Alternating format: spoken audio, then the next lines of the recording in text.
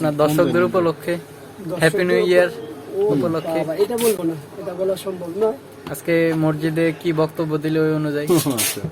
সেটা অনেকেই শুনছে, কারণ ক্যামেরা মসজিদে তো সবাই গেছে যেমন নামাজ, আর যারা নাকি বোতল খেয়ে কতল হয়ে গেছে তারা তো মসজিদে যায়নি। তো এটা সম্পর্কে কিছু বলার নেই। তবে এই পোকো সম্পর্কে কিছু কথা আছে, সেটা হলো ভিডিওটা কেমন আসে বা সাউন্ডটা কেমন আসে সেটা জানি না, এটা হয়তো একটু পরে জানতে পারি। ভাই আপনার কিছু বক্তব্য?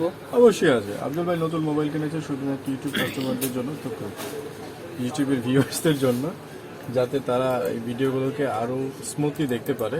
কারণ বিগত যে মোবাইল ছিল বা যে ক্যামেরা কোয়ালিটি ছিল, সেক্ষেত্রে অনেক সময় যখনই ট্রাভেল শুটিংয়ের কিছু কাজ করেন, ট্রাভেল শুটিংয়ের ভিডিওগুলো দেখতে একটু প্রবলেম হতো। তো আই থিঙ্ক এই ভিডিওর মাধ্যমে কিছু না কিছু হলো একটু চেঞ্জ হবে। এই আজকের মতো এখানে, থ্যাংক ইউ। ইউটিউব সম্পর্কে আপনার কি সাপোর্ট আছে ভাই? অ্যাকচুয়ালি আমার তেমন কোনো নলেজই নেই। ইউটিউব দেখি, বাসায় গেলে বাবু আছে আমার একজন, শেখ মুস্তাকিম সাহেব, উনি কার্টুন দেখে, আমি মাঝে মাঝে মুভি দেখি, একটু এর বাহিরে আমার ইউটিউব সম্পর্কে অথচ এই লোক বললো ইউটিউব সম্পর্কে কোনো তার কোনো আইডিয়া নেই, অথচ সেই কিন্তু আমার চ্যানেলটা খুলে দিচ্ছে এবং তাকে দেখে কিন্তু আমি ইউটিউবে কাজ করছি। সামান্য একটা বিষয়, এগুলো আসলে নিজেকে আড়াল করার জন্য এই সমস্ত বক্তব্য, এছাড়া আর কিছুই না। নিজেকে আড়াল যতই করতে চাও করতে পারবেন না, কারণ হচ্ছে আড়াল করা যায় না। দুনিয়া এখন সবকিছু ওপেন, ব্যক্তিগত বলতে কোনো কিছুই নেই। শুধু হয়তো ঘরের মধ্যে ব্যক্তিগত কিছু আছে, বাকি সব ওকে।